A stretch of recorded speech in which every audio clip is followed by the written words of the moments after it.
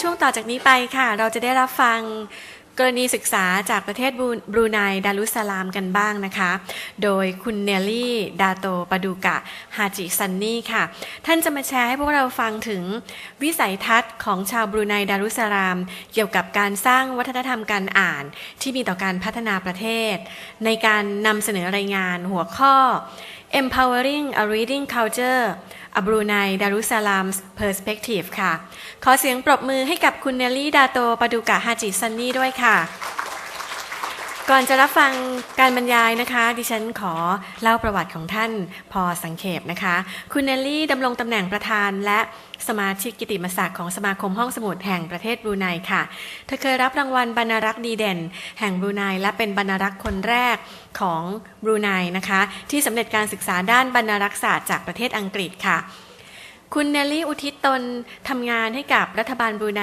ยาวนานกว่า30ปีเคยดำรงตำแหน่งหัวหน้าบรรณารักษ์ห้องสมุดดีวันบาฮาซาดันพุสตากาและต่อมาดำรงตำแหน่งหัวหน้าบรรณารักษ์ที่มหาวิทยาลัยแห่งชาติบรูไนค่ะในช่วงเวลาดังกล่าวคุณเนลลี่ยังทำหน้าที่เป็นประธานอาเซียนและประธานวาระแห่งชาติในการประชุมคณะทำงานอาเซียนเพื่อศึกษาวรรณกรรมและการเรียนรู้เกี่ยวกับอาเซียนภายใต้คณะกรรมการอาเซียนด้านวัฒนธรรมและสารสนเทศนอกจากนั้นนะคะเธอยังสนใจการพัฒนาในภาคเอกชนโดยเป็นผู้ร่วมก่อตั้งสมาคมหลายแห่งได้แก่สมาคมห้องสมุดบรูไนดารุสสลามสมาคมบัณฑิตสตรีสมาคมวรรณกรรมและการอ่านสภาสังคมสงเคราะห์บรูไนดารุสสลามสภาโรคเอดส์บรูไนดารุสสลามและปัจจุบันยังดำรงตำแหน่งเลขานุการกิตติมศักดิ์ของสภาธุรกิจสตรีแห่งบรูไนดารุสสลามอีกด้วยค่ะนอกจากนี้คุณเนลลี่ยังเคยปฏิบัติหน้าที่เป็นเลขานุการกิตติมศักดิ์ของสภาสตรีบรูไนดารุสสลามและประธานคณะกรรมการจัดงานประชุมเอเปกเครือข่ายผู้นำสตรีเมื่อครั้งที่ประเทศบรูไนนั้นเป็นประธานเอเปกในปีพ.ศ. 2543 ค่ะปัจจุบันเธอยังคงทำงานเป็นหัวหน้าผู้ประสานงานของห้องสมุดคลาส 64 ที่อุทิศให้ท่านฮัชยีฮัสซันันบอร์เคียผู้เป็นทั้งองค์สุลต่านและเจ้าเมืองบรูไนดารุสสลามนอกจากนั้นนะคะเธอยังทำงานในสภาการประชุมบรรณารักษ์แห่งเอเชียตะวันออกเฉียงใต้โดยดำรงตำแหน่งสมาชิกคณะกรรมการบริหารและประธานสภาในปี 2543 ถึง 2546 ค่ะรวมทั้งดำรงตำแหน่งเป็นคณะกรรมการที่ปรึกษาของเทศกาลสื่อสาระสำหรับเยาวชนแห่งเอเชียที่จัดขึ้นโดยสภาการพัฒนาหนังสือของประเทศสิงคโปร์ด้วยและณบัดนี้นะคะคุณเนลลี่พร้อมแล้วค่ะขอเชิญทุกท่านรับฟังการบรรยายจากคุณเนลลี่ดาโตปาดูกะฮาจิซันนี่ของเสียงปรบมือให้ท่านด้วยค่ะ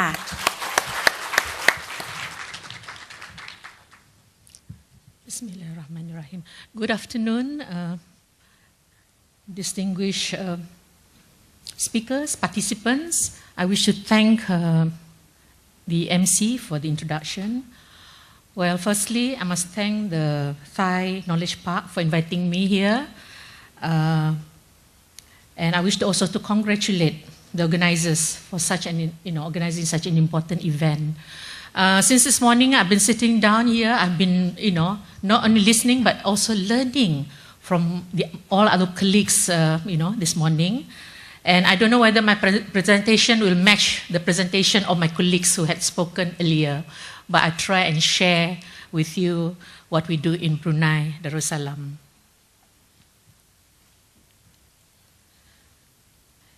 In my presentation, later on, you will see that I have not mentioned librarians or teachers there because I believe that reading, to empower reading, must be an effort of everyone, not only left to the parents, the teachers or librarians, but it should be an effort of everyone.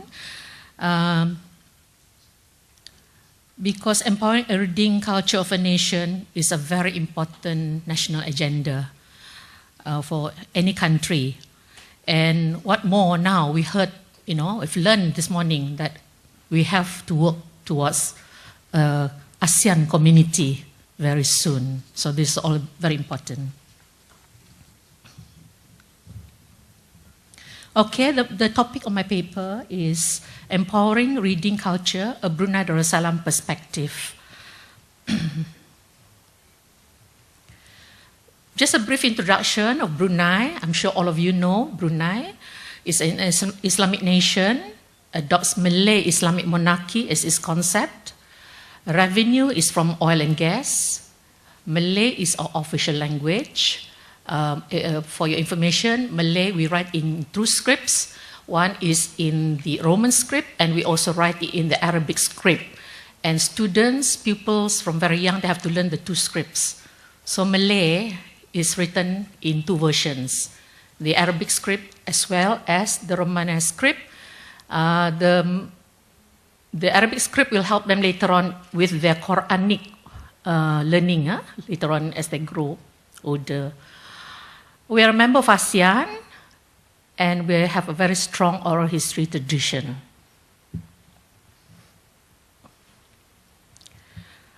I think we are very fortunate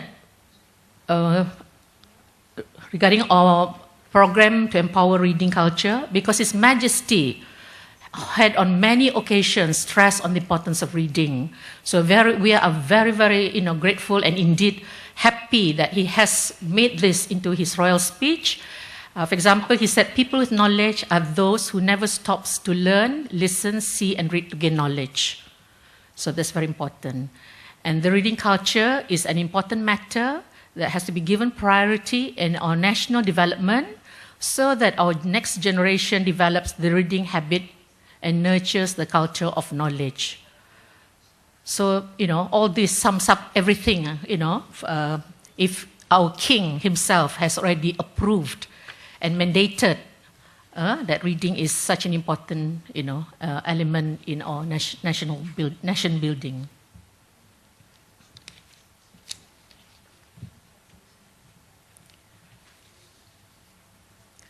Okay, all this actually was developed because of the Brunei Vision 2035.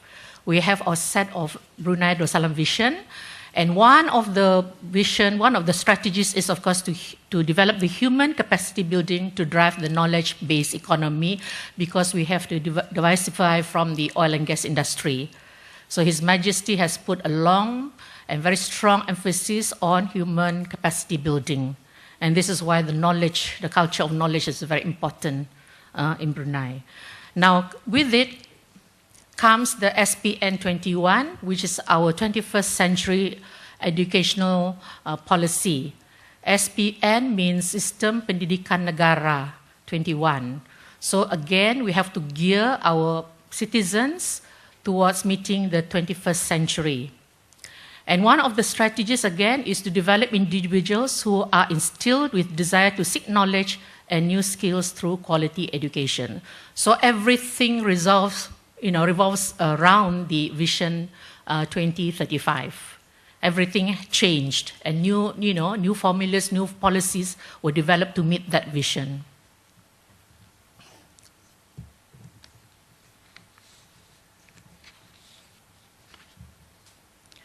Now, when we talk about reading culture, there are so many other enablers that we have to look into. We must not ignore this.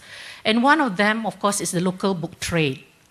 For Brunei Darussalam, the book trade is very small.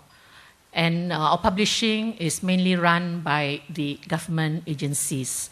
Dewan Bahasa dan Pustaka, of course, is the biggest and the most active publishing agency in Brunei. And then after that, it will be the State Mufti Office. And the university or national university also produces publications. But again, as I said, private publishers is very small. On average, we produce about 20 new titles per year. Maybe in comparison to ASEAN countries, this is very small. And even for librarians like us, like me, I find that it's small to fulfill the reading needs of the nation. National Book Development Council is being developed. I hope it'll be soon. But at the moment, Dewan Bahasa dan Pustaka, of course, takes a leading role and is a member of the ASEAN Publishers Association. And I know one of their programs they have come up with, of course, is the co-publishing of translated works of ASEAN countries. So I hope this will be a reality very, very soon.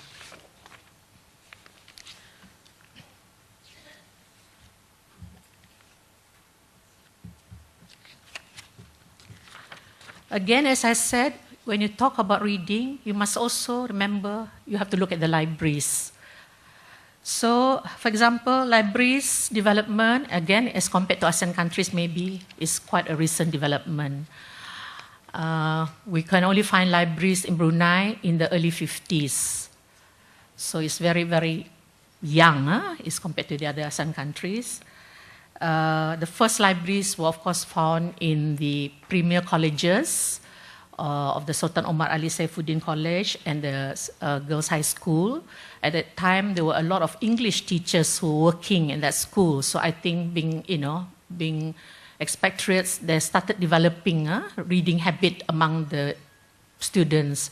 So I was fortunate because I was one of the students in the Girls' High School. So at that time, in the 50s, we already had a very good library, in fact. Okay, and then public libraries only came in about 1968, and we only started lending books to the public in about 1972. So it's quite young in that sense. The public library services is provided by the Dewan Bahasa dan Pustaka. Again, it actually is a government department that was set up in 1962 after our Brunei Constitution was formulated to promote and propagate the official language, which is Malay. So that department was developed actually to propagate the Malay language, but at the same time, one of the functions was to publish books in Malay and also to run a public library services. But ever since that, the library has expanded over the years and become the biggest, the largest provider of public library services. It has one central library, 3 regional libraries, 4 community libraries, 57 mobile library stops. It has family reading corners. It lends books by bulk, as our colleague just now mentioned. Again, we try to reach our community in the remote areas by the bulk loan and mobile library services. And then government ministries, we have 11. Most of the government ministries would have departments under them, and most of them would have libraries of some sort. The size would vary according to, of course, the needs of the ministry and how the ministry looks, whether information is important for the personnel. Some of the government ministries have qualified librarians. Some are just ordinary clerks who look after the libraries.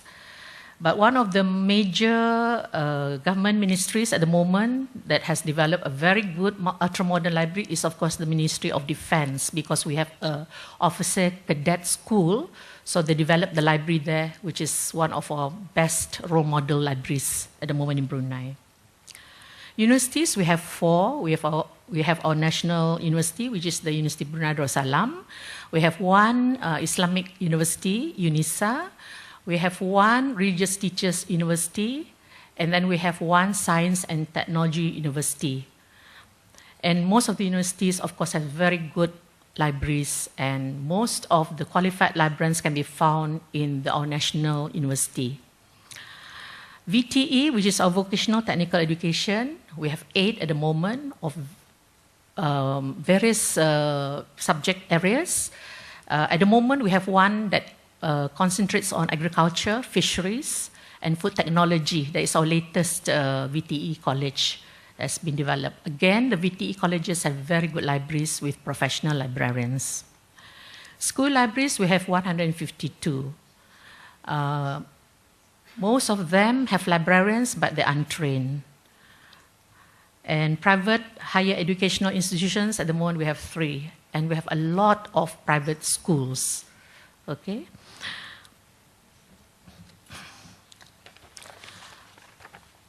And also mosque, we have also the mosque, libraries. Again, emphasis has been put on the importance of mosque, because otherwise mosque, they only exist for prayers. So now the mosques are also playing a very important role in the community. So they have also libraries in each of the mosques and also the prayer halls. LIS education, library information science education. We have 2 library schools in Brunei. We produced the National Diploma in Information Management since 2000 until this year. We've produced 140 graduates. They're all absorbed into, many of them, or almost all of them are absorbed into the library fields. But we are phasing this out this year with a new diploma in Information Library Management, which will start in July this year. And then we have also just approved the Advanced Diploma in Information Science. Again, it will start in July this year. So we're very happy with these 2 new qualifications for our local librarians, because to go abroad is very difficult. So, the Library Association, working with Bahasa dan Pustaka, working with the Ministry of Education, decided that it is time that we have a local library school, and that's how we started the library school in the year 2000. We also have 63 professional librarians who obtain their qualification, library qualifications from overseas. And then, of course, the BLA, which is the Brunei Library Association, runs a lot of short courses for our para-professional librarians. We do, for example, indexing and cataloging. We do library automation. We do some reading workshops with them. We do Facebook training with them, because I think social media is also a very important tool for librarians to master, because you can reach a lot of your customers through the social media. So it's something that we must look into.